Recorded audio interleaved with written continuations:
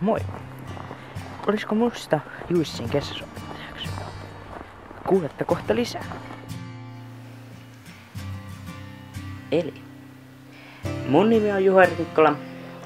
Mä täytin tossa helmikuussa 17 ja mä asun Ulvilassa. Mä opiskelen audiovisuaalista viestintää tuossa Nakkilassa, eli elokuva- ja TV-alalla tässä Oulussa. Mä harrastan teatteria, VPK:ta, kitaransoittajaa ja tietysti videon tekemistä. Mut pitäis valita Juissin kesäsomettajaksi, koska mä oon sosiaalinen. Mä tuun toimeen erilaisten ihmisten kanssa. Ihan vauvasta vaariin menee siltä väliltä. Ja mä tykkään tehdä videoita ja leikata niitä. Ja tietysti mulla ei ole lainkaan kesätyöpaikkaa vielä.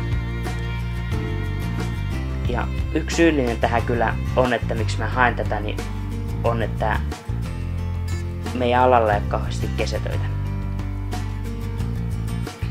Ei oikeastaan yhtään. Ja mä haluaisin tehdä tietysti tätä alaa, mistä mä tykkään missä mä opiskelen, niin tää voisi olla yksi mahdollisuus. Ja en mä tiedä. En mä kyllä rahan takia tätä tee. Et kyllä mä sit niitten videoiden takia, että saa tehdä videoita. Mä käytän sosiaalisessa mediassa Facebookia, Instagramia, Periscopea ja YouTubea. Eli jos sä tykkäsit tästä videosta, laita peukut pystyyn ja äänestä. Mä tarvin kesätyön. Menkää äänestää.